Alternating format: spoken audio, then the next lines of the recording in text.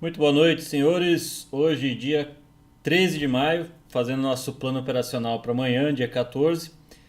Na notícia de fechamento aqui do Traders Club, nós tivemos Bolsa perde 92 mil pontos na maior faixa desde março e dólar bate em R$ 4 com tensão Estados Unidos e China.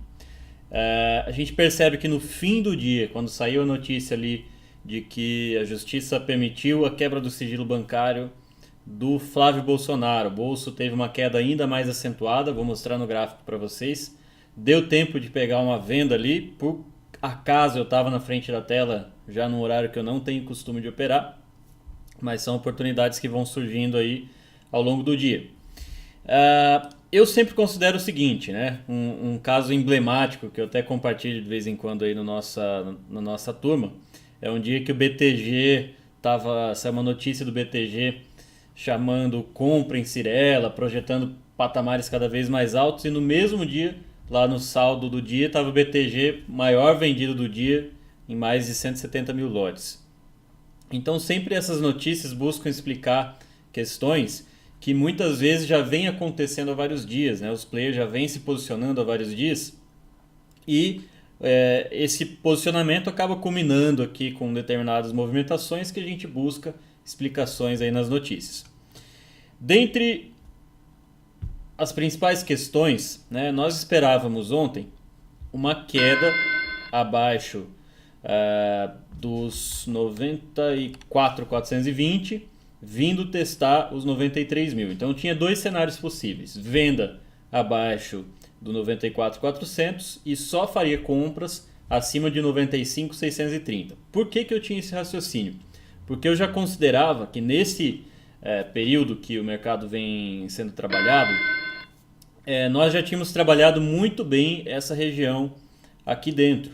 E por consequência, não havia mais tanta motivação para o mercado trabalhar aqui dentro dessa faixa. Então, por consequência, se ele viesse novamente testar aqui o nosso suporte de longo prazo, a nossa zona de desconto, eu já não via motivos para segurar. Então, nos primeiros toques, ok, fez sentido, mas a partir do momento que ele teve uma grande absorção aqui nessa faixa de cima, eu já entendo que os vendedores definiram um teto, e se o mercado não conseguir romper essa faixa de negociação, ele tende a perder o fundo. O que acabou acontecendo? Realmente aquele foi o teto definido, né? Aqui já é a comparação, né, do plano operacional, da nossa visão do mercado, o mapa com o território, né, o que realmente aconteceu. E uma coisa me chama a atenção. Aqui é o gráfico de 5 minutos, onde nós temos aqui em cima o teto, que realmente se confirmou, e a nossa zona de desconto não se confirmou pelo seguinte motivo: não é só porque o mercado não voltou a subir, mas olha só que interessante, quando a gente observa aqui o volume em forma de ondas, como não teve nenhum ponto de acumulação mais significativo. Eu vou tirar minha câmera aqui, a minha imagem, só para vocês verem o seguinte, quando a gente faz um comparativo entre essa absorção ontem, né, que foi a definição lá do nosso topo, do teto, com muita absorção, que se confirmou agora como uma distribuição, e nós comparamos esse movimento com o que foi trabalhado hoje, fica bem visível que nós não tivemos uma absorção relevante. Quer dizer, o mercado ainda não encontrou o fundo barato. Porque se tivesse encontrado, nós teríamos aqui nessas ondas vendedoras uma acumulação bem maior. Tendo pegar aqui assim, mais ou menos. Ou assim. Isso não aconteceu. E ao não acontecer, me chama a atenção para uma coisa importante. Nós sempre entendemos o seguinte, eu tinha aqui uma zona compradora, uma zona de desconto bem delimitada, e quando o mercado chega nessa zona e não se confirma, não tem uma mudança nos preços, não significa que a minha análise estava errada. Significa que enquanto, vamos dizer assim, o status quo estava sendo mantido, aquela zona fazia sentido. A partir do momento que ela chega aqui nessa faixa de preço e não segura e não tem absorção, não entram compradores, ok, vira a chave. Nosso raciocínio passa a ser de que se antes nós tínhamos aqui bem definido o desenho que eu sempre faço, que os alunos já devem estar enjoados. Nós tínhamos bem definidos isso aqui. Uma base forte de vendedores lá em cima e uma base forte de compradores aqui embaixo. E isso não se confirmou. Quer dizer, a partir do momento que o mercado perde essa base e vai trabalhar lá embaixo, eu já entendo automaticamente que agora mudamos de patamar e o mercado provavelmente está assim. Certo? Aqui para mim passa a ser o novo teto. Aqui nessa faixa de preço passa a ser a nova base vendedora. Isso não significa ainda que eu saiba onde é a base compradora. Eu tenho possibilidades, tenho hipóteses, justamente porque a minha forma de ver o mercado é uma forma em que nós criamos cenários, nós não casamos com nenhuma análise. E isso é extremamente importante, tanto de um ponto de vista psicológico, para você não casar com uma análise mesmo quando ela estiver errada, ficar fazendo preço médio, por aí vai, quanto de um ponto de vista prático, que nos dá essa liberdade de virar a mão, de reposicionar e de ter a expectativa dos sinais corretos. Na nossa visão macro, a visão de contexto, nós temos o seguinte cenário. No gráfico de 60 minutos, essa aqui é a minha visão. Nós temos aqui a zona de desconto, que veio funcionando muito bem há vários dias, né, praticamente 2 meses. Nós temos aqui um período no dia 25 de abril, em que o mercado faz uma reversão em V, quer dizer, quando ele cai aqui dessa forma e já rapidamente é rejeitado. Esse é um padrão de rejeição muito forte, porque ele representa aqui um movimento de rejeição de players institucionais. São somente players institucionais que têm bala na agulha para causar uma reversão tão acentuada, né? Normalmente, o que a gente espera, principalmente à luz da visão do Wyckoff, Richard Wyckoff, é que o mercado trabalha em movimentos de consolidação, tendência, consolidação, tendência. E isso é um raciocínio que se repete para Wyckoff, né, dentro da metodologia Wyckoff clássica, que se repete na teoria do Market Profile, na teoria do leilão, que basicamente é você enxergar que o mercado trabalha assim.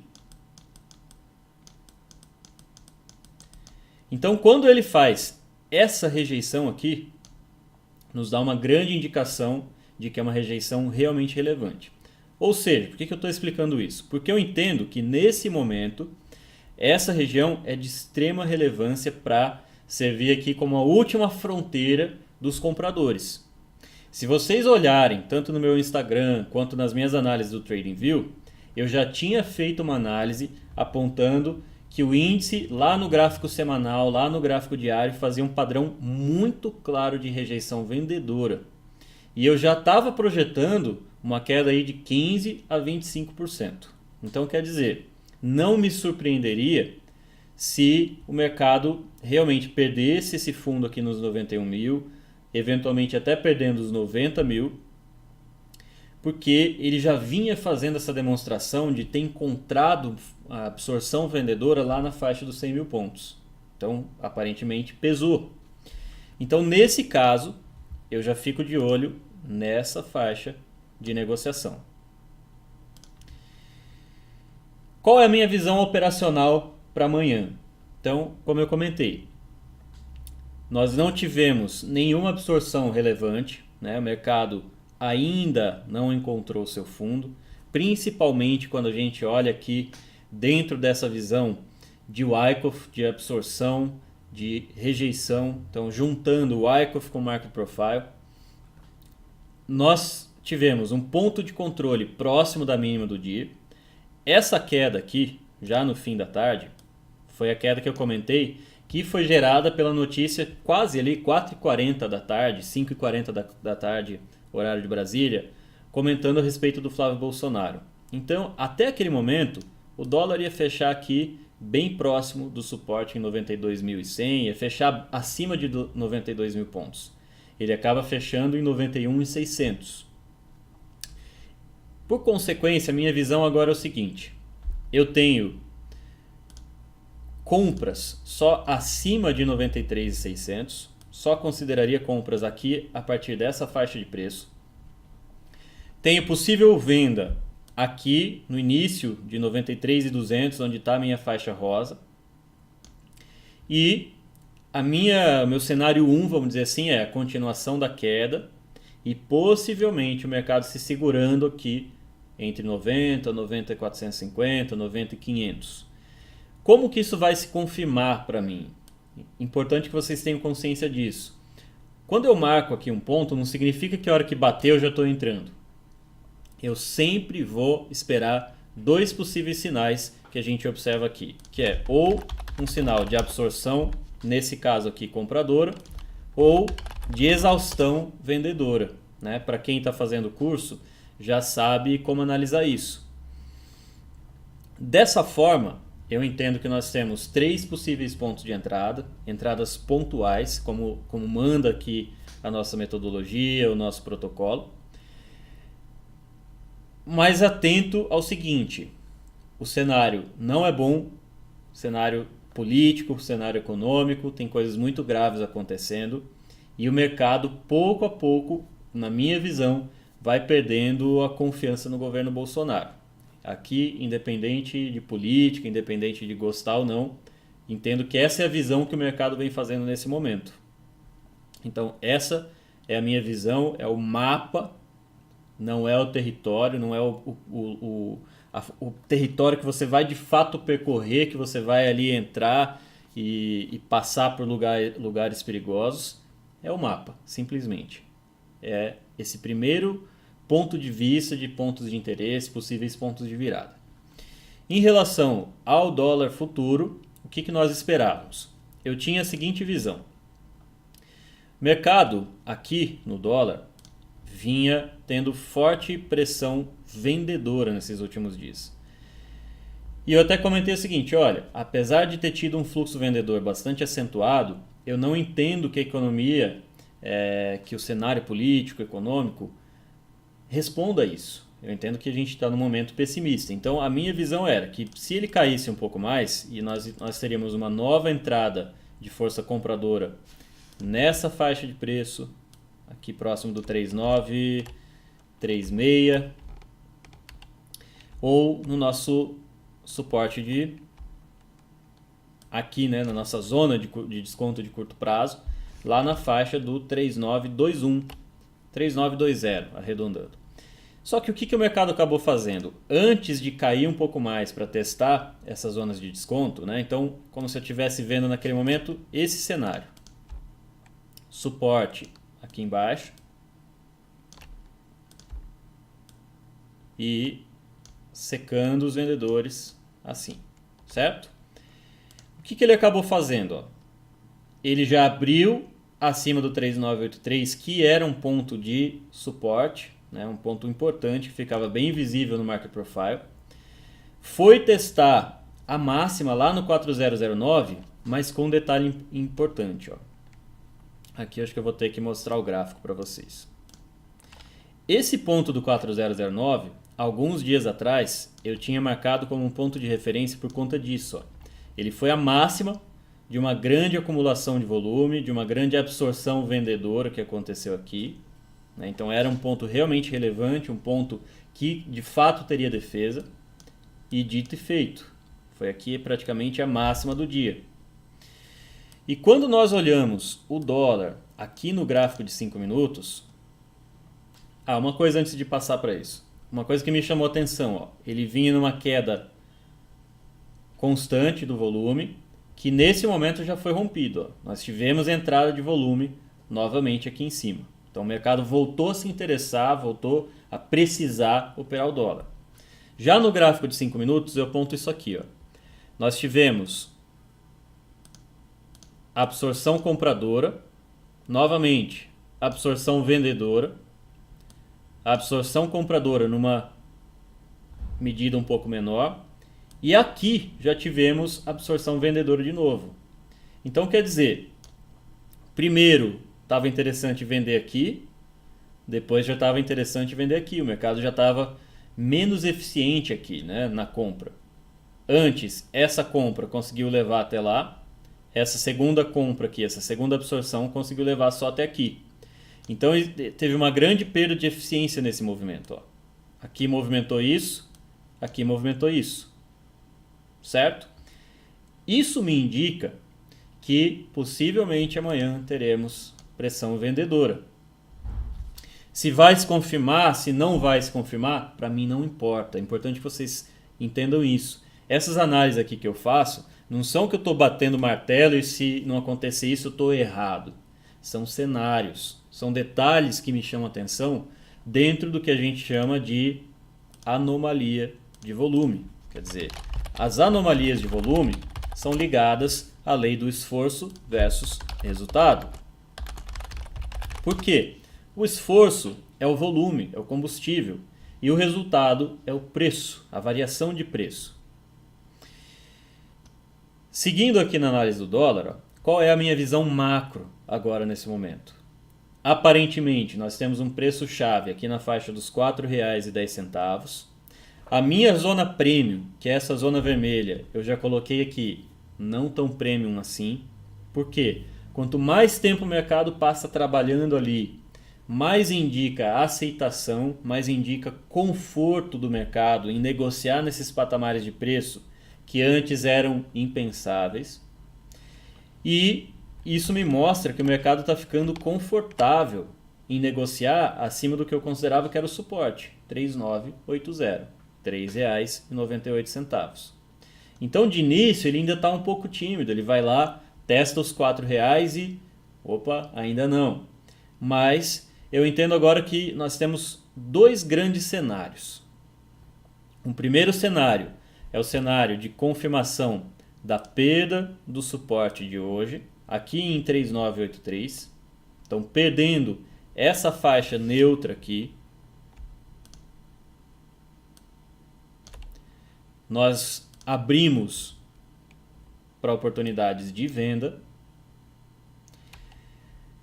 e ganhando o R$ 4,10, que vem desde aqui de trás, servindo como um ponto relevante, nós entramos com raciocínio de compra. Então não me surpreenderia se o mercado começasse a se aventurar acima dos R$ 4,10. Eu diria que nesse momento eu postaria da seguinte forma: cenário 1, um cenário de consolidação, abrindo uma oportunidade aqui de buy low, né, compra na mínima, vende na máxima e faz scalp dentro dessa região. Cenário 2, perda dessa zona aqui do 3,980. E cenário 3, rompimento dos R$ 4,10. Nesse momento, eu não faço aqui um julgamento de qual é mais provável, qual é mais improvável, mas, reforço, nós fechamos o mercado com a notícia de que o Flávio Bolsonaro vai ter sua conta bancária, seu sigilo bancário aberto. Então isso pode causar mais um estresse para o mercado que já está estressado, que já está preocupado com o governo Bolsonaro, que já está preocupado com a capacidade de articulação política do governo. Então agora, por exemplo, quando o meu último plano operacional de sexta-feira para segunda, eu comentava, olha, não tenho muito claro o que pode acontecer. Nesse momento, né, sem pecar aqui pela arrogância nem nada assim, sem achar que eu estou sabendo demais, não me coloco nunca dessa forma, o mercado é soberano, até porque eu adoto uma postura de cenário justamente por causa disso. Esses são pontos de referência, não são necessariamente pontos de entrada. Mas eu entendo que é cada vez mais plausível um cenário de dólar acima dos 4,10. Num caráter puramente macro, vamos dizer assim, nós temos coisas relevantes para acontecer. Primeiro, dólar trabalhando acima dos 4,10 e índice trabalhando abaixo dos 90 mil. Não faço exercício de futurologia, não procuro saber antes de acontecer se nós teremos de fato suporte nos 90 mil, mas amanhã eu acredito que o mercado já deve nos dá alguma indicação de como ele vai se comportar.